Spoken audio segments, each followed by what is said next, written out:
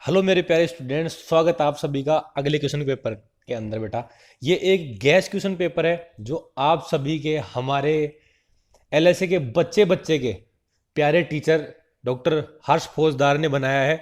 उन्होंने अपना पूरा एक तरीके से पूरे एक्सपीरियंस को बिल्कुल निचोड़ के एक तरीके से मेहनत करके पूरा एक ऐसा गैस पेपर बनाया जिसमें से बेटा ऐसे मान लो डायरेक्ट इसमें से भी क्वेश्चन उठ के आ सकते हैं और एग्जाम की दृष्टि से बहुत ही इंपॉर्टेंट है।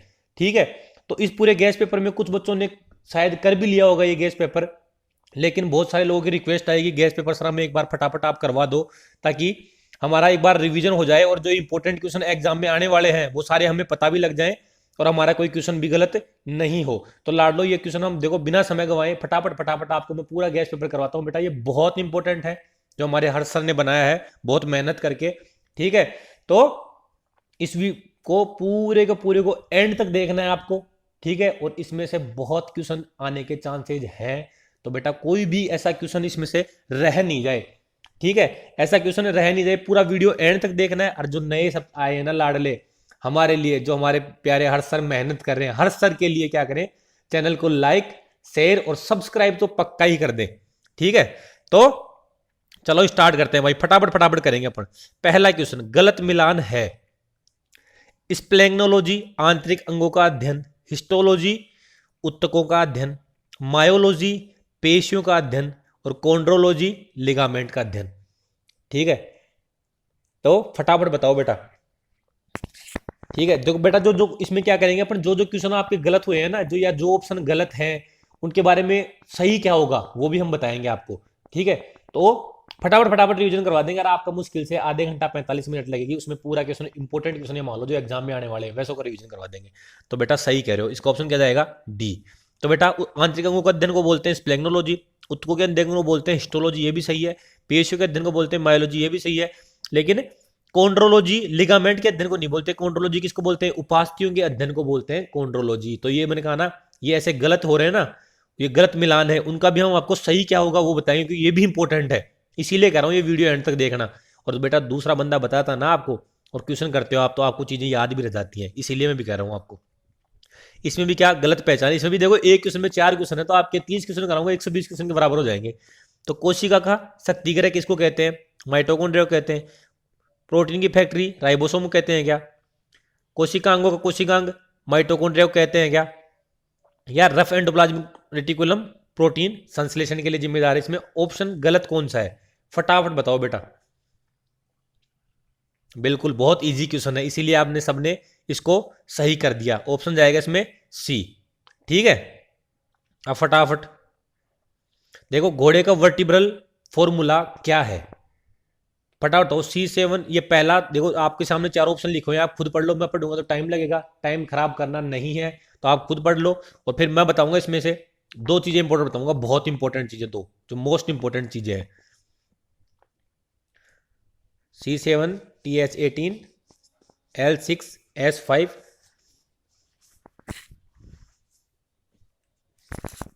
तो बिल्कुल सही कह रहे हो बेटा, टाइम देखो है नहीं इसमें, इतना टाइम अपन खराब कर नहीं सकते, तो इसको मैं आपको इसका उत्तर बता देता हूं। किसी का आंसर क्या आएगा बेटा, थर्ड का आंसर ए।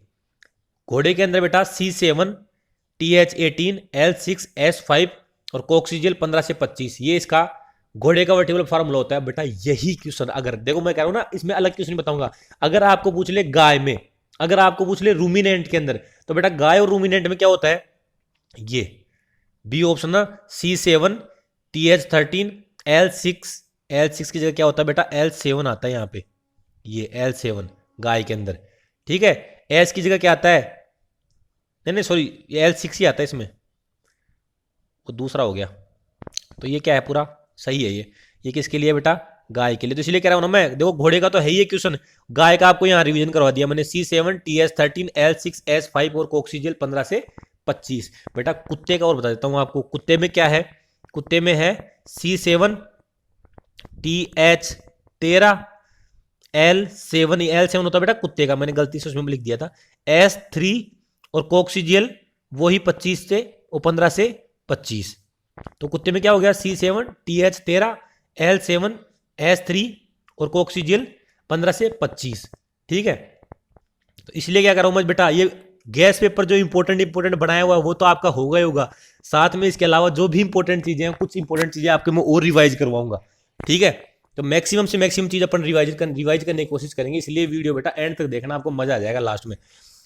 ठीक है, अगला क्या है, सिंसैक्रम और पाइगोस्टाइल संबंधित है मुर्गी के स्टर्नम से, घोड़े के स्टर्नम से, मुर्गी के वर्टिब्रल कॉलम से, घोड़े के वर्टिब्रल कॉलम से। क्या आंसर हो जाएगा इसका? बिल्कुल बोले गुरुजी तो हमने कर रखा है, तो बेटा कर रखा है तो बेटा मैं आपको दोनों चीजें, एक इनमें दो क्वेश्चन और बताऊंगा आपको एक्स्ट्रा में, बता रहा हूं ना, जिसने एक कर रखा है ना उसके लिए भी इंपॉर्टेंट है। क्यों बेटा? इसके अंदर मैं कुछ चीजें आपको इंपॉर्टेंट और बताऊंगा जो एग्जाम की दृष्टि से इंपॉर्टेंट है बिल्कुल। इसका आंसर क्या चला जाएगा लाडलो? सी। तो बेटा वर्टिब्रल कॉलम से, तो पहला ऑप्शन तो हो गया ये। दूसरा क्वेश्चन कैसे बन सकता है इसके अंदर? इसके अंदर बन सकता है कि बेटा पक्षियों की लंबर एवं सैक्रल कशेरुका फ्यूज होकर क्या बनाती है? तो पक्षियों की लंब, देखो वर्टिब्रल कॉलम के अंदर तो सारी आ गई, सर्वाइकल कशेरुका है, लंबर कशेरुका, सैक्रल कशेरुका, कोक्सीजल कशेरुका, तो इसलिए इसका वर्टिब्रल कॉलम आंसर हो जाएगा। अब अगर पूछे ना कि पक्षियों में लंबर और सैक्रम कशेरुका आपस में फ्यूज होकर क्या बनाती हैं, तो बेटा ये सिंसैक्रम है ना, पक्षियों के अंदर लंबर और सैक्रल कशेरुका के फ्यूज होने से बनता है।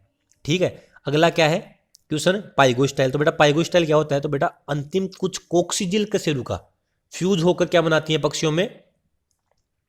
अंतिम कुछ कोक्सीजिल कशेरुका मिलकर फ्यूज होना के बना के है पाइगोस्टाइल। तो बता रहा हूं ना, ये क्वेश्चन तो आपने कर रखे हैं ना, तो भी आपको मैं और भी इंपॉर्टेंट चीजें इसमें बताऊंगा, और भी इंपॉर्टेंट चीजें इसमें ऐड करेंगे, तो डबल फायदा होगा। जिसने नहीं कर रखा उसको तो ऐसे मान लो ये क्वेश्चन रामबाण बनेगा उसके लिए ये पूरा। ठीक है, तो अगला क्या है, गलत मिलान है। स्टाइफल जॉइंट कहाँ का होता है? हाइंड लिम्ब का होता है क्या? होक जॉइंट हाइंड लिम्ब का होता है क्या? नी जॉइंट हाइंड लिम्ब का होता है क्या? हिप जॉइंट हाइंड लिम्ब का होता है क्या? कौन सा मिलान गलत है इनमें से? फटाफट बता दो बेटा। बहुत ईजी है, सही कह रहे हो बिल्कुल, टाइम खराब करना ही नहीं है अपने को लाडलो। तो क्या कर रहे हो इसका आंसर? आप सबको पता है नी जॉइंट कहाँ का होता है बेटा? फोर लिम्ब का होता है। ठीक है, अब मैं आपको फटाफट देखो, मैं कहा ना कुछ एक्स्ट्रा चीजें बताऊंगा जो एग्जाम में बहुत इंपॉर्टेंट है, क्योंकि सारी चीज तो अपन इस पेपर में कवर कर नहीं सकते। तो स्टाइफल जॉइंट कहां कहां बनता है? तो बेटा फीमर, पटेला और टीबिया। फीमर, पटेला और टीबिया, इन तीनों के बीच में क्या बनता है? Stifle joint. ठीक है, हॉक जॉइंट कहां बनता है बेटा?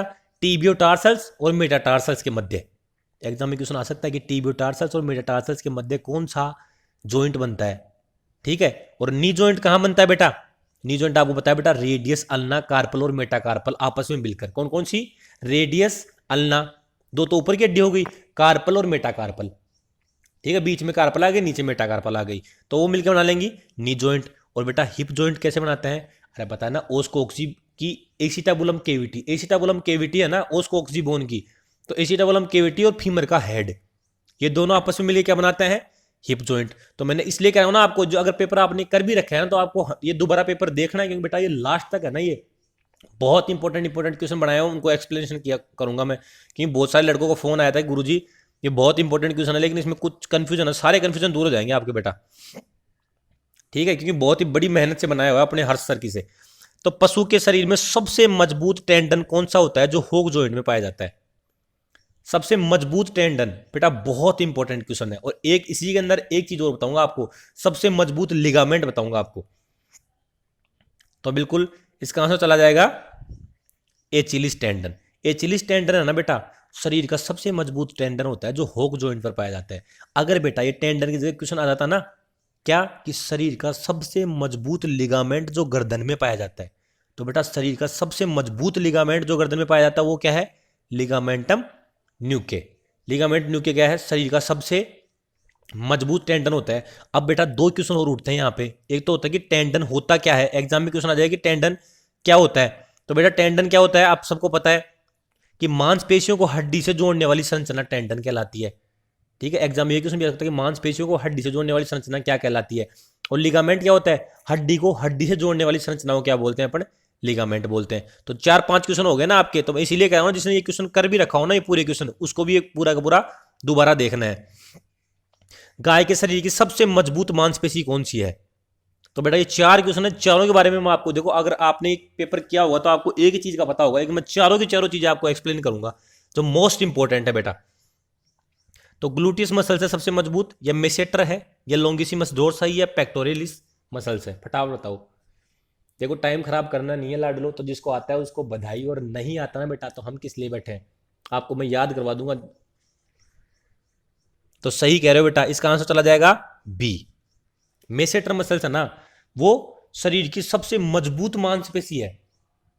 ठीक है, अब बोलो गुरुजी और इंपॉर्टेंट क्या क्या बात है? देखो मैं कह रहा हूं ना, सारी चीजें बताऊंगा आपको, इंपॉर्टेंट चारों एक्सप्लेन करूंगा। तो बेटा ग्लूटियस मसल्स है ना, अगर क्वेश्चन आ जाए कि जानवरों के शरीर की सबसे बड़ी मांसपेशी, जानवरों के शरीर की सबसे बड़ी मांसपेशी, लार्जेस्ट मांसपेशी कौन सी है? ग्लूटियस मसल्स है। अगर क्वेश्चन आ जाए एग्जाम के अंदर कि सबसे लंबी मांसपेशी कौन सी है, यानी लॉन्गेस्ट मांसपेशी, सबसे लंबी मांसपेशी कौन सी है, तो बेटा ये जो लॉन्गिसिमस डोर्साई है ना, ये सबसे लंबी मांसपेशी है। अगर क्वेश्चन आ जाए एग्जाम में कि पक्षियों के शरीर की सबसे बड़ी मांसपेशी, देखो ध्यान रखना है एग्जाम में क्या कर रहा हूं, क्वेश्चन ढंग से पढ़ना। अगर जानवरों में सबसे बड़ी मांसपेशी पूछे तो ग्लूटियस मसल्स है, और अगर पक्षियों में शरीर की सबसे बड़ी मांसपेशी पूछे तो पेक्टोरेलिस मसल्स है। पेक्टोरल्स मसल्स तो किसकी सबसे बड़ी मांसपेशी किसकी है? पक्षियों की। और जानवरों की सबसे बड़ी मांसपेशी कौन सी है? Gluteus muscles. दोनों में देखो फर्क हो गया ना। तो 5 से क्वेश्चन आपको और पता लग गए अगर आपने ये पेपर कर रखा है तो भी। तो और ऊपर से ये बहुत इंपॉर्टेंट तरीके से बनाया हुआ बेटा, तैरती हुई किडनी किसको कहते हैं? रुमंथी जानवरों की लेफ्ट किडनी को, रुमंथी जानवरों की राइट किडनी को, एरुमंथी जानवरों की लेफ्ट किडनी को, और एरुमंथी जानवरों की राइट किडनी को किसको बोलते हैं तैरती हुई किडनी? तो आप सबको पता है बेटा, बहुत ही सिंपल क्वेश्चन है। और अगर नहीं पता तो इसका स्क्रीनशॉट ले लेना, इसको याद रखना, क्योंकि बहुत इंपॉर्टेंट क्वेश्चन है ये। तो इसका आंसर जाएगा बी। रुमंथी जानवरों की लेफ्ट किडनी को क्या बोलते हैं अपन? तैरती हुई किडनी। तो बेटा मैं आपका कुछ चीज़ों का फटाफट रिवीजन और करवा देता हूँ आपको, ठीक है? एग्जाम के अंदर पूछी जा सकती हैं कि बेटा बीन शेप्ड और स्मूथ किडनी, स्मूथ मतलब कि कोई रफ नहीं हो, बिल्कुल प्लेन हो, तो बीन शेप्ड और स्मूथ किडनी किस किस की होती है? एग्जाम में क्वेश्चन आ जाए तो बेटा बीन शेप्ड और स्मूथ किडनी होती है कुत्ते की, भेड़ की, बकरी की, पिग की, सुअर की, ठीक है? और हॉर्स की जो लेफ्ट किडनी है वो कैसी होती है? बीन शेप्ड और स्मूथ होती है। लेकिन अगर एग्जाम में क्वेश्चन आ जाए कि हार्ट शेप किडनी कौन सी होती है, तो बेटा हॉर्स की राइट साइड की किडनी होती है ना, वो जो हार्ट शेप्ड होती है, ठीक है? कैसे होती है? जो हॉर्स की राइट साइड की किडनी होती है हार्ट शेप्ड होती है, ठीक है? और लेफ्ट किडनी कैसी होती है हॉर्स की? वो बीन शेप होती है। अगर बेटा एग्जाम में क्वेश्चन आ जाए ना कि बीन शेप और लोब्यूलेटेड किडनी किसकी होती है, साथ साथ बोलते रहो अगर आपको आता है तो, अगर नहीं आता है तो बेटा सुन लो बढ़िया से, क्योंकि बेटा सुनने से भी चीजें याद हो जाती हैं। बीन शेप्ड और लोब्यूलेटेड किसकी होती है? काफ की, और काऊ की, और बफेलो की।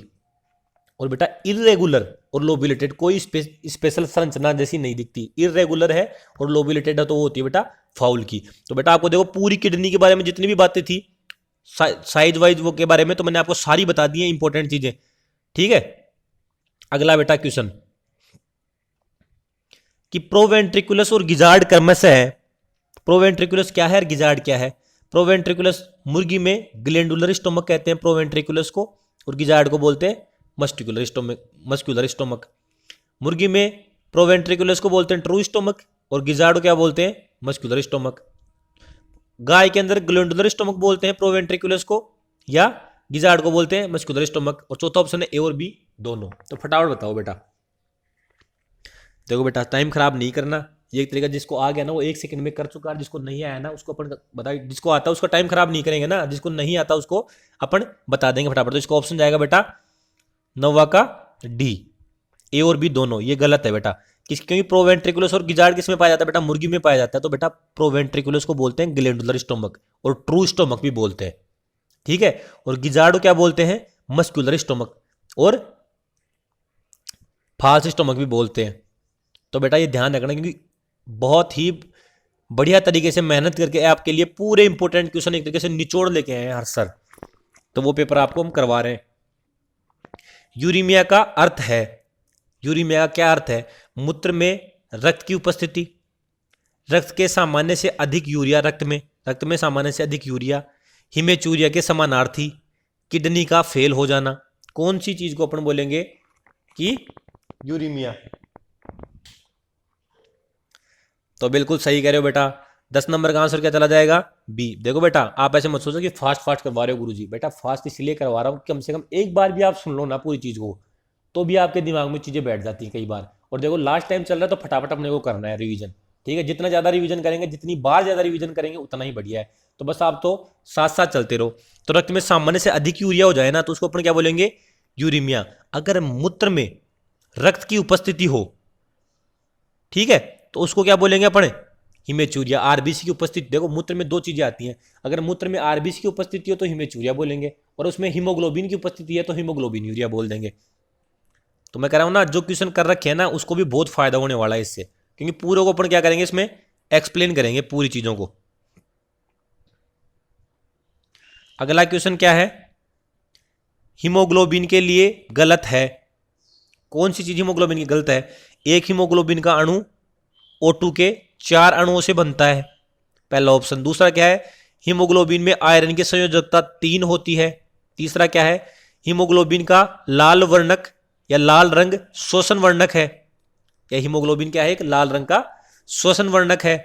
और चौथा ऑप्शन क्या हो गया आपका, 1 ग्राम हीमोग्लोबिन 1.36 ml ऑक्सीजन का परिवहन करता है। तो हीमोग्लोबिन के लिए कौन सा कथन गलत है बेटा, फटाफट बताओ। तो बिल्कुल सही कह रहे हो बेटा आप। हीमोग्लोबिन की क्या है बेटा, देखो अपना क्वेश्चन के साथ साथ रिवीजन भी हो रहा है, ये फटाफट तो फटाफट करेंगे अपन इसको। इसका ऑप्शन कौन सा चल जाएगा, बी। देखो पहला ऑप्शन भी सही है कि हीमोग्लोबिन, देखो इसके बारे में फटाफट बता देता हूं आपको। हीमोग्लोबिन है ना 4 ऑक्सीजन के अणु को बांधता है। एग्जाम में सीधा क्वेश्चन आ जाएगा कि हीमोग्लोबिन कितने ऑक्सीजन के अणुओं को बांधता है, तो 4 को। ठीक है, दूसरा क्या आ जाएगा, हीमोग्लोबिन क्या है, लाल रंग का बेटा एक श्वसन वर्णक है जो 1.36 ml ऑक्सीजन का परिवहन करता है। ठीक है, 1 ग्राम हीमोग्लोबिन 1.36 ml ऑक्सीजन का परिवहन करता है। तो हीमोग्लोबिन की संयोजकता +3 नहीं होती, तो कितनी होती है बेटा, हीमोग्लोबिन की संयोजकता, हीमोग्लोबिन के अंदर जो आयरन है उसकी संयोजकता 2 होती है। तो इसलिए क्या है, ये 3 लिख रखा है, इसलिए गलत है। ठीक है, तो इसका आंसर क्या चला जाएगा, दूसरा। अगला 12 नंबर की गलत पहचानिए। कौन सी कथन गलत है? पहला क्या है, कोशिका, शरीर की संरचनात्मक एवं क्रियात्मक इकाई। दूसरा क्या है, न्यूरॉन, तंत्रिका तंत्र की संरचनात्मक एवं क्रियात्मक इकाई। तीसरा है सार्कोमियर, पेशी संकुचन की संरचनात्मक एवं क्रियात्मक इकाई। चौथा क्या है, सभी कथन सही है। तो बताओ कौन सा ऑप्शन जाएगा इसके अंदर। बिल्कुल बहुत इजी क्वेश्चन है बेटा, इजी तो है ही, और एग्जाम में ऐसे ही क्वेश्चन आते हैं। कभी भी एलएसए एग्जाम में कोई डिग्री वाले क्वेश्चन नहीं आते, बहुत सही सही क्वेश्चन आते हैं। तो इसका आंसर क्या चला जाएगा बेटा, 12 का सही कह रहे हो, 4। इसमें चारों सही हैं कि अगर एग्जाम में क्वेश्चन है शरीर की संरचनात्मक क्रियात्मक इकाई कौन सी है, तो कोशिका है। तंत्रिका तंत्र की संरचनात्मक एवं क्रियात्मक इकाई न्यूरॉन है। पेशी संकुचन की क्रिया संरचनात्मक एवं क्रियात्मक इकाई सार्कोमियर है। एक चौथा क्वेश्चन क्या आता है, किडनी की संरचनात्मक एवं क्रियात्मक इकाई, जो चौथा इसमें लिखा हुआ नहीं है उसका नाम है नेफ्रॉन। किडनी की पूछ लेना, अगर वृक्क की संरचनात्मक एवं क्रियात्मक इकाई वो क्या है, नेफ्रॉन है बेटा। ठीक है, तो जिसने कर रखा है उसको भी फायदा होने वाला है, क्योंकि बेटा बिल्कुल छांट छांट क्वेश्चन बनाए हुए हैं ये, तो आपको पूरे देखने हैं। देखो सही मिलान पहचानिए, इनमें से कौन सा मिलान सही है। पहला ऑप्शन क्या है, रक्त की पीएच 6.8 होती है क्या, दूध की पीएच 6.5 से 6.7, गाय के मूत्र की पीएच 7 से 8, बी और सी सही है। तो इनमें कौन सा ऑप्शन आपको सही मिलान दिख रहा है, तो बिल्कुल लाडलो सही कह रहे हो आप। इसका आंसर क्या चला जाएगा, चौथा। बेटा देखो दुग्ध की पीएच कितनी होती है, 6.5 से 6.7 के बीच में होती है। ठीक है, गाय के मूत्र की पीएच कितनी होती है, 7 से 8 के बीच में होती है। रक्त की पीएच बेटा 6.8 नहीं होती, कितनी होती है, 7.4 होती है। और ये बहुत इंपॉर्टेंट भी क्वेश्चन है, एग्जाम में सीधा सीधा ये क्वेश्चन भी पूछ लेंगे अकेला कि रक्त का पीएच कितना होता है, तो बेटा कितना होता है, रक्त का पीएच 7.4 होता है, न कि 6.8। इसीलिए क्या है, ये पहला कथन क्या हो गया, सही मिलान नहीं है। अगला मैं कह रहा हूं ना, इसमें जो क्वेश्चन कर चुका है ना उसको भी बहुत फायदा होने वाला है, क्योंकि इसमें बहुत सारी इंपॉर्टेंट चीज एक्स्ट्रा बताऊंगा, उनका एक्स्ट्रा इंपॉर्टेंट चीजों का रिवीजन कराऊंगा आपको। और ये क्वेश्चन जिसने नहीं किया उसके लिए तो ये रामबाण है ही है। एक ग्लूकोज के वायवीय ऑक्सीजन से कितनी एटीपी मिलती है। एक ग्लूकोज का वायवीय ऑक्सीकरण होगा तो उससे 2 एटीपी मिलेंगी, या 8 मिलेंगी, या 24 मिलेंगी, या 38 मिलेंगी। बहुत ही सिंपल क्वेश्चन है, तो जिसका सही है उसको बधाई हो बेटा, उसका कॉन्फिडेंस ऐसे बूस्ट हो रहा है, उसका कॉन्फिडेंस ऐसे पंप मार रहा है। ठीक है, और जिनका गलत है ना वो राजी हो जाओ कि इंपॉर्टेंट क्वेश्चन पहले ही पता लग गया आपको, जो एग्जाम में आ सकते हैं। इसके अलावा भी बेटा ऐसे नहीं कि आप पूरे इसी पे डिपेंड रहो, आप साथ साथ में अपना जितना रिवीजन कर सको, जितनी चीजों को दोबारा पढ़ सको उतनों को पढ़ना आप। तो इसका आंसर चला जाएगा डी, बेटा 38 मिलता है। अगर इसकी जगह देखो और क्वेश्चन बताता हूँ एक दो, इस यहाँ क्या क्या क्वेश्चन बन सकते हैं अगर एग्जाम में क्वेश्चन आ जाए, ठीक है, कि एक ग्लूकोज के ग्लाइकोलाइसिस से कितनी एटीपी मिलती है, तो बेटा वायवीय ऑक्सीकरण और ग्लाइकोलाइसिस में फर्क होता है। वायवीय ऑक्सीकरण से तो मिलती है 38 और ग्लाइकोलाइसिस से सिर्फ 8 एटीपी मिलती है। अगर पूछ लेना कि एक ग्लूकोज के लिंक रिएक्शन से कितनी एटीपी मिलती है, तो बेटा 6 एटीपी मिलती है। अगर पूछ लें कि एक ग्लूकोज के क्रैब साइकिल से कितनी एटीपी मिलती है, तो बेटा 24 एटीपी मिलती है। और इन तीनों को मिला के ग्लाइकोलाइसिस, लिंक रिएक्शन और क्रैब साइकिल, इनको मिला के तो ये 38 एटीपी बनती है। अगर एग्जाम में क्वेश्चन आ जाए ना कि बेटा एक ग्लूकोज के, यहाँ वायवी की जगह ए आ गया आगे, तो बेटा आप जल्दीबाजी में क्वेश्चन गलत मत कर देना, ढंग से क्वेश्चन पढ़ना पहले। एक ग्लूकोज के अवायवीय ऑक्सीकरण से कितनी एटीपी मिलती है, तो बेटा सिर्फ 2 एटीपी मिलती है। एक ग्लूकोज के अवायवीय ऑक्सीकरण से सिर्फ कितनी एटीपी मिलेंगी, सिर्फ 2 एटीपी मिलेंगी। वायवीय से 38 मिलती है। तो बेटा 5 से क्वेश्चन पता लग गया आपको यहाँ पे। अगला क्या है, मिट्रल वाल्व पाया जाता है लेफ्ट एट्रियम और लेफ्ट वेंट्रिकल के मध्य, राइट एट्रियम और राइट वेंट्रिकल के मध्य, लेफ्ट एट्रियम और राइट एट्रियम के मध्य, और चौथा सभी। तो बेटा ऐसे नहीं है कि सभी जिसमें दिख जाए उसका आंसर सभी होगा, फटाफट पता है बता दो, क्योंकि तो बहुत इजी भी क्वेश्चन है, ठीक है, आप सबको मेरे हिसाब से आता है। तो 15 का क्या आंसर चला जाएगा इसके अंदर, ए बेटा। लेफ्ट एट्रियम यानी कि बायां आलिंद और बायां नीले के बंदे क्या पाया जाता है, मिट्रल वाल। बेटा मिट्रल वाल का दूसरा नाम भी पूछ सकते हैं, बाइकस्पिड वाल बोलते हैं मिट्रल वाल के दूसरे वाल को, ठीक है। और एक क्वेश्चन क्या आता है कि ट्राइकस्पिड वाल, अगर यहां पूछ लेते ना ट्राइकस्पिड वाल किसके मध्य पाया जाता है, तो बेटा इसका आंसर दूसरा चला जाता कि राइट एट्रियम और राइट वेंट्रिकल के मध्य कौन सा पाया जाता है, ट्राइकस्पिड वाल पाया जाता है। तो देखो 3-4 क्वेश्चन और एक्स्ट्रा हो गए ना, 3-4 इंपॉर्टेंट क्वेश्चनों का और रिवीजन हो गया आपका, इसलिए कर रहा हूं वीडियो को बिल्कुल एंड तक देखना है बेटा। सर्वप्रथम ऊर्जा किससे प्राप्त होती है भाई, वसा से प्राप्त होती है क्या सर्वप्रथम ऊर्जा, या प्रोटीन से, या कार्बोहाइड्रेट से, या सभी से, सभी एक साथ ऊर्जा देते हैं, तो बताओ फटाफट। सही कह रहे हो, बहुत इजी क्वेश्चन है। 16 का आंसर क्या चला जाएगा बेटा, कार्बोहाइड्रेट से। सबसे पहले कार्बोहाइड्रेट से ऊर्जा मिलती है, उसके बाद में मिलेगी वसा से, उसके बाद में मिलेगी प्रोटीन से, ठीक है। तो सबसे पहले किससे मिलेगी, कार्बोहाइड्रेट से मिलती है ऊर्जा। अगला क्या है बेटा, ट्रांसलेशन के लिए गलत कथन है। ट्रांसलेशन क्या होता है भाई, क्या किस प्रकार का प्रोसेस है, तो आरएनए से प्रोटीन बनना, कोशिका द्रव्य में गठित होता है, अमीनो अम्ल एवं सभी प्रकार के आरएनए की आवश्यकता होती है, केंद्रक में गठित होता है। तो फटाफट बताओ बेटा, जिसने दिमाग लगा दिया ना ढंग से, क्यों देखो ऑप्शन में कई बार तो उत्तर छुपा हुआ होता है। तो ट्रांसलेशन के लिए गलत कौन सा है बेटा, देखो ये दो तो सही है, क्यों, क्योंकि यहां फर्क पड़ रहा है। देखो एक बात तो कह रहा है कि कोशिका द्रव्य में गठित होता है, दूसरा कह रहा है कि केंद्रक में गठित होता है, तो दोनों जगह तो गठित होता नहीं, एक ही जगह गठित होता है ना, तो इन दो में से एक आएगा। ऐसे आप क्वेश्चन के ऑप्शन भी क्या करो, काट दिया करो। तो इन दोनों में से कौन सा आएगा बेटा, 17 का आंसर आएगा कौन सा, बिल्कुल डी। ये गलत है, केंद्रक में नहीं गठित होता बेटा, कहां गठित होता है, कोशिका द्रव्य में गठित होता है ट्रांसलेशन की प्रोसेस। तो इसका आंसर क्या है, ये कथन, चौथा कथन क्या है, गलत है। अगला बेटा कि सही कथन है, प्रोटीन क्या है, अमीनो अम्लों का बहुलक है क्या, डीएनए और आरएनए वसीय अम्लों का बहुलक है क्या। तीसरा ऑप्शन है डीएनए आरएनए न्यूक्लियोटाइड का बहुलक है, ऑप्शन डी ए और सी। तो 18 का कौन सा चला जाएगा बेटा, फटाफट बताओ, बहुत ईजी है, आपको पता ही है। तो देखो बेटा, इसमें डीएनए आरएनए किससे, वसीय अम्लों से भी बता रखा है और न्यूक्लियोटाइड से बता रखा है, मतलब इन दोनों में से क्या है, एक गलत है ना। तो बेटा देखो पहला भी सही है, प्रोटीन क्या होता है, वसीय अम्लों का बहुलक होता है, ठीक है। और तीसरा भी सही है, क्या कि डीएनए और आरएनए न्यूक्लियोटाइड का बहुलक होता है। तो इसका ऑप्शन क्या चला गया, ए और सी, चौथा ऑप्शन चला गया। तो बेटा फिर वसीय अम्लों का बहुलक क्या बोलता है, तो बेटा वसीय अम्लों के बहुलक को क्या बोलेंगे, या तो वसा बोलेंगे या लिपिड बोलेंगे। तो लिपिड और वसा क्या है, वसीय अम्लों का बहुलक है। अगला क्वेश्चन बेटा कि गुणसूत्र के लिए कौन सा गलत कथन है, भैंस में 50 होते हैं, बकरी में 60 होते हैं, सूअर में 74 होते हैं, कुत्ते में 78 होते हैं, इनमें से कौन सा गलत मिलान है भाई। देखो ये तो ऐसे क्वेश्चन क्या है, कई बार आदमी भूल भी जाता है, क्योंकि ये गुणसूत्रों का क्वेश्चन भूल जाता है बार बार में। तो मैं तो बार बार कह रहा हूँ ये आपको, जो चीज़ आपको ऐसे लग रही है कि मैं बार बार भूल रहा हूँ, उसको एक कॉपी में लिख लो आप, और फिर बाद में एग्जाम के पहले दिन उसको पढ़ के जाना। तो बिल्कुल सही करो लाड लो, इसका आंसर 19 का क्या चला जाएगा, सी। बेटा भैंस में 50 ही होते हैं, सही है ये। बकरी में 60 ही होते हैं, सही है ये। सूअर में बेटा 74 नहीं होते, कितने होते हैं, सूअर में और बिल्ली के अंदर 38 होते हैं बेटा।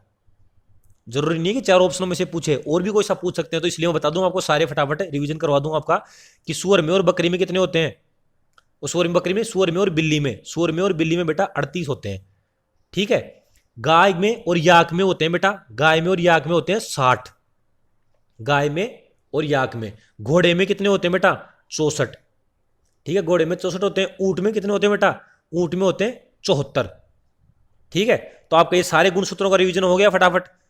बोले गुरुजी बिल्कुल हो गया। तो बेटा यही तो उद्देश्य है अपना कि तुम्हारा रिवीजन ज़्यादा ज़्यादा करवा पाए, हम पूरी मदद कर पाए आपकी सिलेक्शन के अंदर। अगला क्या है बेटा, गलत मिलान है। एक ही नस्ल के असंबंधित पशुओं के मध्य क्रॉस आउट क्रॉसिंग, अलग अलग अलग नस्ल वाले पशुओं के मध्य cross breeding, full sib mating line breeding, और गैर विवरणीय विवरणित नस्ल के मादा एवं शुद्ध नस्ल के नर के मध्य क्रॉस ग्रेडिंग अप। इनमें से कौन सा कथन गलत है?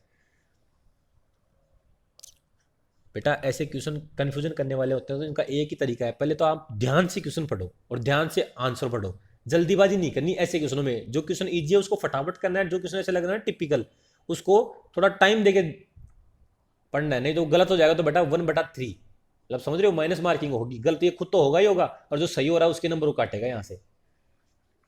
तो बेटा मैं बता देता हूँ आपको, देखो इसने, ठीक है बेटा, इसका आंसर जाएगा 20वां का आंसर जाएगा सी। बेटा पहला सही है कि एक ही नस्ल के असंबंधित पशुओं के मध्य क्रॉस करवाएं उसको आउट क्रॉसिंग कहते हैं, ये बिल्कुल सही है आंसर। ठीक है, गलत नहीं है ये। अलग नस्ल के पशुओं के मध्य क्रॉस कराएं उसको क्रॉस ब्रीडिंग कहते हैं, तो ये भी सही है। ठीक है, गैर विवरणित नस्ल की मादा और शुद्ध नस्ल के नर को करवाते हैं तो उसको ग्रेडिंग बोलते हैं, ये भी सही है। अब बेटा यहां गलत है, तो फुल दो चीजें आती हैं बेटा, एक तो आती है लाइन ब्रीडिंग। लाइन ब्रीडिंग क्या होती है, जो दूरस्थ संबंधी होते हैं।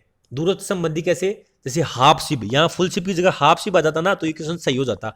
तो लाइन ब्रीडिंग क्या होती है कि दूरस्थ संबंधियों के मध्य प्रजनन, जैसे कि हाफ सिप मतलब सौतेला भाई बहन या चचेरा भाई बहन, है ना, तो तब तो होता है इसका लाइन ब्रीडिंग। यहाँ फुल सिप है, तो फुल सिप किसके अंदर आएगा बेटा, फुल सिप मेटिंग में क्या होता है, जो निकटस्थ संबंधियों के मध्य प्रजनन होता है ना, अगर इसमें है ना निकटस्थ, जिसको बोलते हैं क्लोज ब्रीडिंग, तो यहाँ लाइन ब्रीडिंग की जगह अगर क्लोज ब्रीडिंग लिखा हुआ होता ना, तो इसका आंसर चला जाता, ये सही हो जाता, गलत नहीं होता ये। फुल सिप मेटिंग के अंदर क्या होता है बेटा, निकटस्थ संबंधियों के मध्य प्रजनन होता है, यानी कि क्लोज ब्रीडिंग का पार्ट है ये। तो समझ में आ गया। अगला क्या है बेटा, गलत मिलान कौन सा है इनमें से? डीएनए संश्लेषण एस फेज के अंदर, सेंट्रोमियर विभाजन एनाफेज फेज के अंदर होता है, क्रॉसिंग ओवर पैकाइटिन फेज के अंदर होता है, रिवर्स प्रोफेज मेटाफेज के अंदर होता है। तो फटाफट इनमें से कौन सा कथन गलत है? बेटा जो क्वेश्चन आपसे लग रहा है ना, आपको टिपिकल लग रहा है, टफ लग रहा है, उसका स्क्रीनशॉट ले लेना और बेटा एंड तक देखना वीडियो। और देखो मैं पहले ही बता दूं, जैसे अभी तक, अब आपको बीच में पहले तो क्वेश्चन करना है, और एंड में जब हो जाए पूरे क्वेश्चन 30 क्वेश्चन, तो आप जिन्होंने भी अभी तक हमारा चैनल सब्सक्राइब नहीं किया, अरे हम मेहनत कर रहे हैं, हर सर आपके लिए मेहनत कर रहे हैं, तो हर सर के लिए तो बनता है ना, इतनी मेहनत करी हर सर ने आपके लिए, ये बड़ा पेपर बनाया है। ठीक है, और मेरे को कहा है कि देखो जूनियर्स को, जो अपने प्यारे भाई हैं उनको सबको बताओ ये, ताकि उनको पता लगे, जिन तक नहीं पहुंच पा रहा है ये पेपर, उन तक ये पेपर पहुंचे, ये इंपॉर्टेंट क्वेश्चन पहुंचे। तो उन्होंने पूरी मेहनत की है, तो इसलिए सब्सक्राइब तो उनके नाम पे बनता है। गलत मिलान क्या है बेटा, 21 का क्या चला जाएगा, डी। देखो बेटा डीएनए संश्लेषण एस फेज के अंदर ही होता है, सही है ये। सेंट्रोमेयर का विभाजन एनाफेज फेज के अंदर ही होता है, ये याद कर लेना अगर याद नहीं है तो। और क्रॉसिंग और पैकाइटिन फेज के अंदर ही होता है। ठीक है, तो ऑप्शन चौथा कौन सा है, ये गलत है। अगला, गलत पहचानिए उत्परिवर्तन के लिए कौन सा कथन गलत है? 2n+1 को ट्राइसोमी बोलते हैं क्या? 2n-2 को नल्लिसोमी बोलते हैं क्या? 2n+1 को ट्राइप्लोइडी बोलते हैं क्या? या 2n-1 को डाइप्लोइडी बोलते हैं? इनमें कौन सा कथन गलत है? बेटा देखो आपको आता है तो ये टेंशन, मैं कह रहा हूँ ना, जो टॉपिक नहीं आता उसको लिख लो और उसका रिवीजन करना। अगर ये प्रॉब्लम भूलने वाली अकेले आपके साथ ही नहीं है, ये हर बंदे के साथ है, तो आप तो ये सोचो कि जो बंदा रिवीजन कर जाएगा ना टाइम पे, और सही टाइम पे बार बार रिवीजन कर जाएगा, वो आगे निकल जाएगा। और जो बंदा जिसको नहीं आता और वो भी भूल रहा है, वो रिवीजन भी नहीं कर रहा ढंग से, तो वो फिर पीछे रह जाएगा। तो ये क्वेश्चन करना आपके लिए बहुत बेनिफिशियल साबित होंगे, आपको पता लग जाएगा कि कौन सा टॉपिक आपका अभी सही नहीं तैयार हुआ। तो बेटा 22 का आंसर क्या चला जाएगा, डी। ठीक है, देखो 2n+1 को ट्राइसोमी ही बोलते हैं, सही है बेटा ये। 2n-2 को क्या बोलते हैं, नल्लिसोमी बोलते हैं, ये भी सही है। 2n+1 को ट्राइप्लोइडी बोलते हैं, ये भी सही है। लेकिन बेटा 2n-1 को क्या बोलते हैं, डबल मोनोसोमी बोलते हैं इसको। क्या बोलते हैं, डबल मोनोसोमी, डबल मोनोसोमी बोलते हैं इसको, ठीक है। तो अगर इसके सामने डबल मोनोसोमी होता तो ये आंसर क्या हो जाता, सही हो जाता। फिर बोलो गुरुजी डाइप्लोइडी किसको लिए बोलते हैं, डाइप्लोइडी, तो बेटा डाइप्लोइडी इसको लिए नहीं बोलते। देखो एक दो चीजें इंपॉर्टेंट और आपकी वो बता देता हूं मैं। अगर इसमें पूछ लेता ना आपको मोनोप्लोइडी, तो मोनोप्लोइडी के लिए क्या होता है 2n-1, ये किसके लिए होता है, मोनोप्लोइडी के लिए। आपको फटाफट रिवीजन करवा देता हूं मैं। मोनोप्लोइडी के लिए 2n-1 होता है, और डबल मोनोप्लोइडी के लिए क्या हो गया 2n-1-1, दो बार आ गया ना -1 इसलिए डबल मोनोप्लोइडी हो गया। और मोनोप्लोइडी के लिए पूछते तो 2n-1 हो जाता, ठीक है। और डबल ट्राइसोमी, अगर डबल ट्राइसोमी पूछ ले, देखो ये ट्राइसोमी में तो क्या है 2n+1 है, डबल ट्राइसोमी में क्या हो जाएगा 2n+1+1, ये क्या हो जाएगी डबल ट्राइसोमी हो जाएगी। टेट्रासोमी क्या होता है बेटा, टेट्रासोमी हो जाएगा 2n+2, ये क्या हो जाएगा टेट्रासोमी।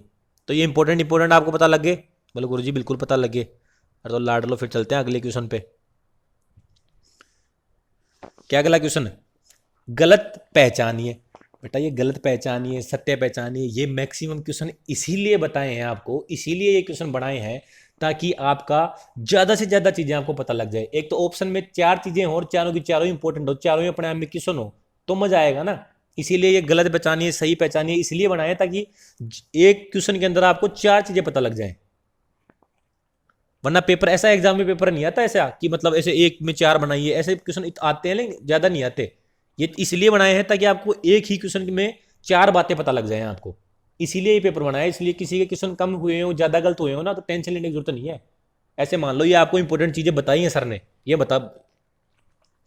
तो जैसे पहला क्या है मेंडल फादर ऑफ जेनेटिक्स, दूसरा है Bateson father of modern genetics, Morgan father of experimental genetics. तो बेटा इसका आंसर चौथा जाएगा, आपको मैं ही बता देता हूं, ठीक है। फादर ऑफ जेनेटिक्स एग्जाम में पूछ ले तो इसका आंसर जाएगा आपको मेंडल बताना है बेटा।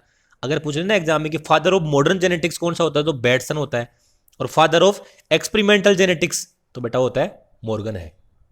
तो बेटा ये इंपॉर्टेंट चीजें हैं ना, तो हमने एक जगह कंसाइज करने की, एक जगह लिखने की कोशिश करी, इसलिए ऐसे ऐसे क्वेश्चन ज्यादा बनाए हैं। तो आपको गलत क्वेश्चन हो रहे हैं तो आपको टेंशन लेने की जरूरत नहीं है कि मेरे क्वेश्चन गलत हो रहे हैं, ये इसलिए बनाए, इसलिए कहेंगे ज्यादा ज्यादा चीजें आपको रिवाइज करवा सकें एग्जाम की दृष्टि से जो इंपॉर्टेंट है। गलत पहचानिए 24वां क्वेश्चन, स्प्लीन लसिका तंत्र का भाग है, लीवर पाचन तंत्र का भाग है, शुक्राशय पाचन तंत्र का भाग है, फेरिंग्स पाचन तंत्र और श्वसन तंत्र दोनों का भाग है। इनमें से कौन सा गलत है। हमेशा जिस क्वेश्चन में कंफ्यूजन हो ना आपको, उसको एक बार दोबारा पढ़ो, अच्छे से पढ़ो, फिर भी नहीं आ रहा ना तो उसको पहली बार में मत करना, पहले बार में वो क्वेश्चन करना जो आपको आते हैं।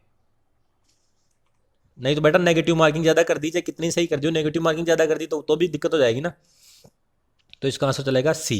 बेटा लीवर लसिका तंत्र का ही भाग होता है, ये सही बात है। लीवर पाचन तंत्र का ही होता है, स्प्लीन लसिका तंत्र का भाग होता है, ये सही बात है।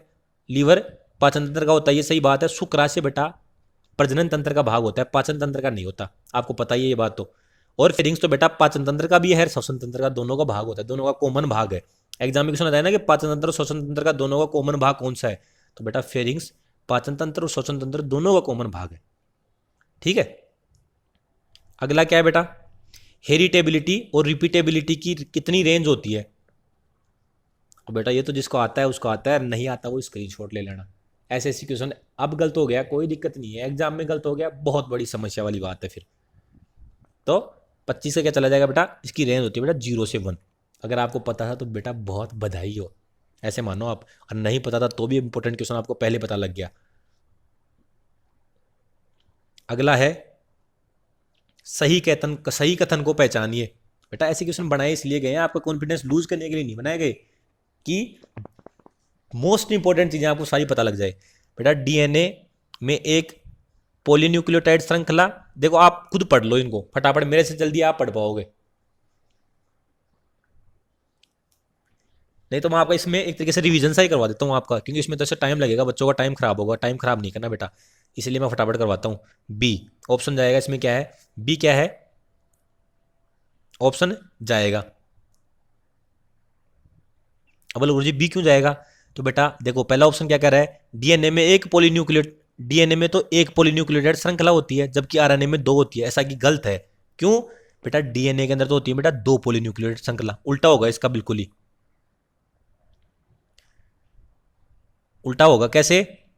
डीएनए में कितनी होती है? एक नहीं होती बेटा, दो पॉलीन्यूक्लियोटाइड श्रृंखला होती है। और आरएनए में कितनी? दो नहीं होती, आरएनए में कितनी होती है? एक पॉलीन्यूक्लियोटाइड श्रृंखला होती है। तो ये उल्टा होता तो सही कथन होता। अगला क्या है? डीएनए अधिक स्थायी और आरएनए कम स्थायी है। तो बिल्कुल बेटा ये सही बात है, इसलिए इसका आंसर चला गया। अगला क्या है? डीएनए में एजीसीयू है, एडेनिन, गुआनिन, साइटोसिन और यूरेसिल। तो बेटा adenine, guanine, cytosine, uracil DNA में नहीं होता, ये आरएनए में होता है। ठीक है, तो यूरेसिल की जगह डीएनए में क्या होता है? डीएनए में होता है थाइमीन। तो ये तो होता है बेटा, उल्टा हो गया ये। यहाँ पे क्या एजीसीटी तो किस में आता है? डीएनए में आता है। और ये किस में आता है? ये आरएनए में आता है, इसलिए उल्टा हो गया। तो ये कथन गलत हो गया। डीएनए में केवल कुछ कोशिकाओं में अनुवांशिक पदार्थ की भांति कार्य करता है। बेटा गलत है, कुछ कोशिकाओं में नहीं, डीएनए सभी कोशिकाओं के अंदर अनुवांशिक की भांति कार्य करता है। तो अगला क्या है बेटा? ईस्ट्रस साइकिल की सबसे लंबी अवस्था कौन सी है?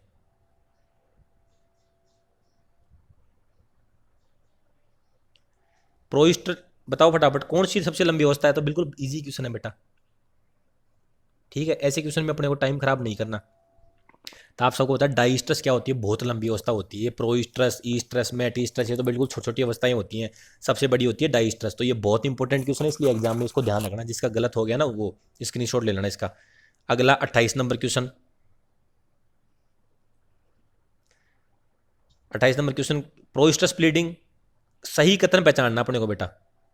प्रोइस्ट्रस ब्लीडिंग गाय में, मेटिस्ट्रस ब्लीडिंग बिच में, भैंस में अंडोत्सर्ग मेटिस्ट्रस में, गाय में अंडोत्सर्ग ईस्ट्रस में। तो बेटा इसमें सही मिलान कौन सा है?